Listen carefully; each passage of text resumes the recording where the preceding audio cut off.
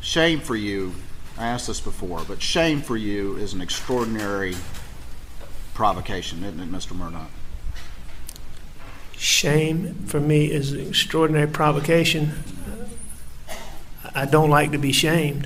The prospect of humiliating the legacy is an extraordinary provocation to you, isn't it, Mr. Murdaugh? What do you mean by an extraordinary provocation?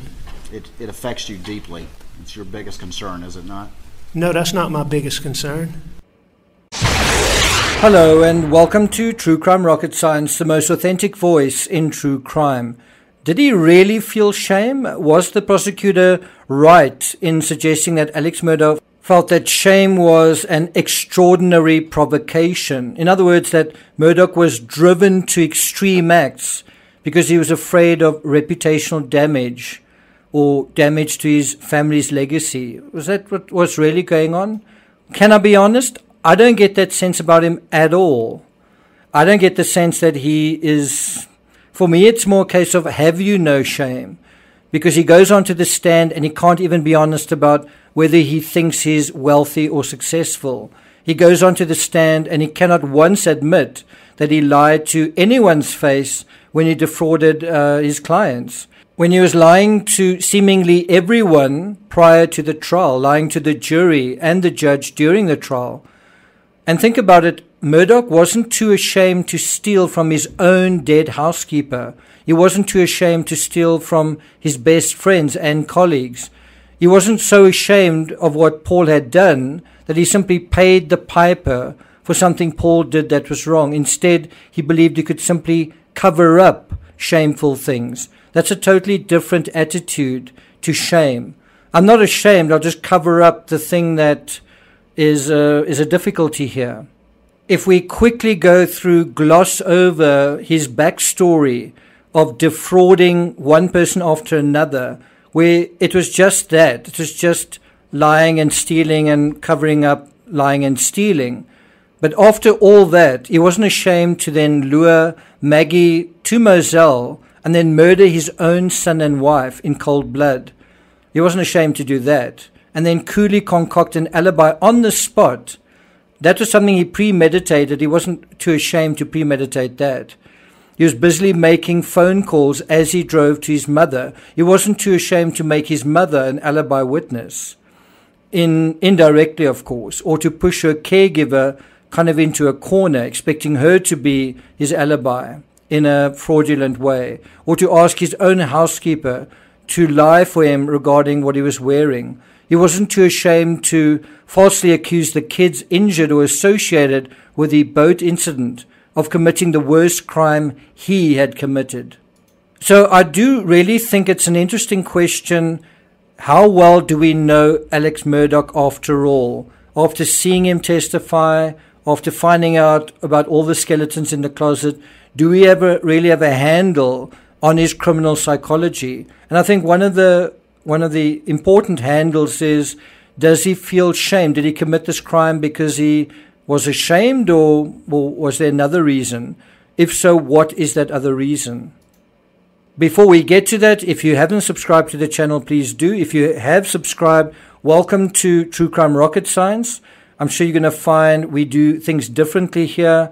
It's quite an educated crowd. We also try to do our due diligence when covering true crime, that you don't add insult to injury, that you are fact-based, that you're anchored in the evidence. So if you're looking for intelligent, coherent analysis from someone educated in the law, someone who's written over 100 books, dozens of books on true crime, someone who's very familiar with the ins and outs of trials and criminal investigations, well, then you've come to the right place. If you're enjoying this episode, please like, share, leave a comment. You can also hit the thanks button, and let's get started.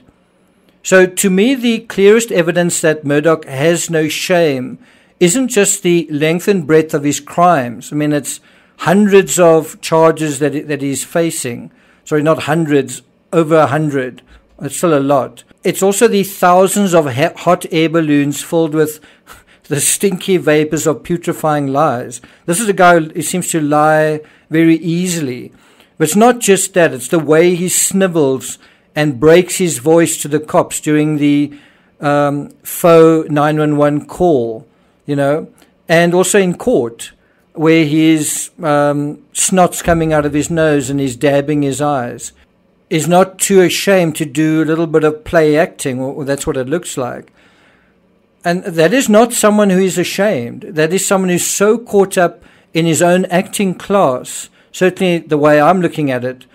He thinks that he can act his way through his own murder trial. And how did that work for him? So I think Murdaugh's most honest moment may have been when he said he never had high self-esteem. Think about that for a moment. You're a middle-aged man like me. I'm 54 years old. I'm not sure. You look like you're in better shape than me, so I don't know. I was actually a couple of years behind you in law school, but we never knew each other, did we? I never knew you, no, sir. Had a very successful career up until this point. It's a simple question.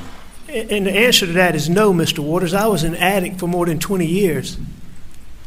All right, so making millions of dollars over a decade is not having a successful career? Is that what you're going to tell the jury? No, that's not a successful career. When you Okay, well, let me put it like this. Hang on. Let me just... All right, go ahead. You know, it may have been what you perceive as a successful career, but, you know, I was the one who was fighting that. You don't have a very high self-esteem when you're an addict. So I don't deem myself a success. Would you agree that at least outwardly you're perceived as successful?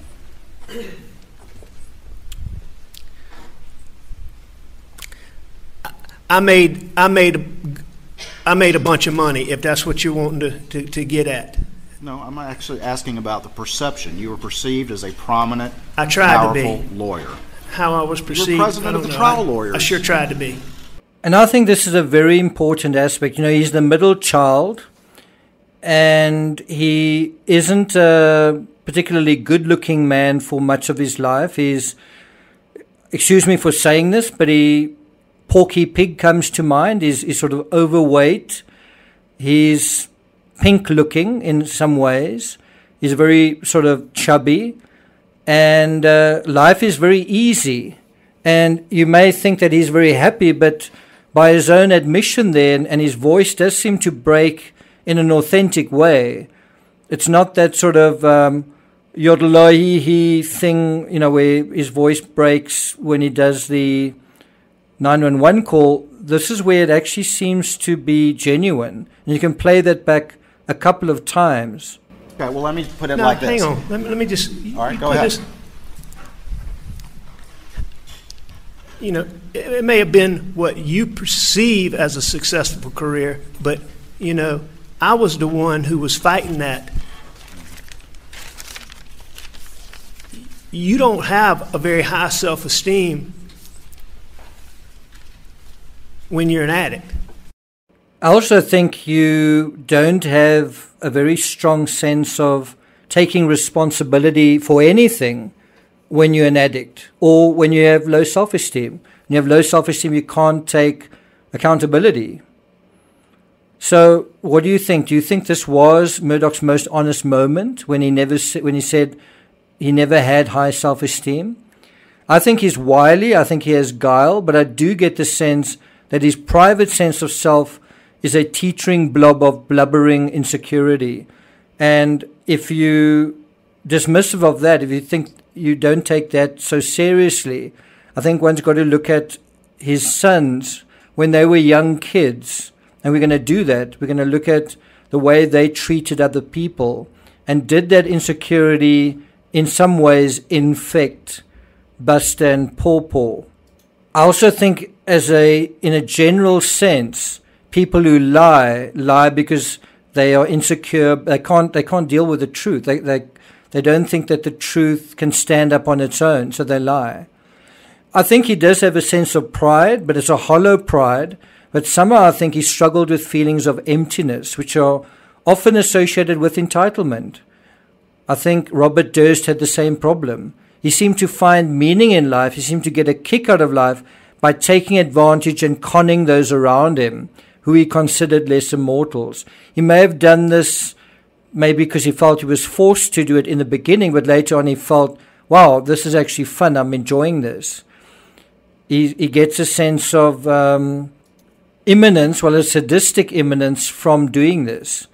And doing this sadistically got some source of morbid satisfaction at their expense. And I think killing Paul and Maggie, I think he also got a morbid satisfaction in terms of dealing with what he simply saw as a problem. And the part that I think many people don't see is he feels he's got to kill Paul and Maggie because he's struggling with insecurity. He's insecure about what could happen if Maggie stays alive and divorces him. If Paul stays alive and you have a trial and his finances are audited, he's insecure. That's the bottom line. And this is how he tries to control his insecurity. So it's not about shame. It's about someone who's insecure, but at the same time they think they've got their hands on the levers of power. It's tempting when a prosecution secures a hard-won and perhaps at times a seemingly unlikely legal victory to slap them on the back and say, hey, well done. But do we ever say, okay, you got this one right, you won. But what didn't you get right? And so in my opinion, this area of shame misunderstands the real Alex Murdaugh, because his true vice isn't pride. If it was pride, he'd be a truly broken man, not a man faking being broken. His true vice is the vice typical of all entitled rich folks, greed. Once he put his piggy paw into the cookie jar, he couldn't stop pigging out on cookies. He couldn't help himself. Why? Well, because he had no sense of shame. Does that make sense? Thank you for listening, and I'll see you guys next time.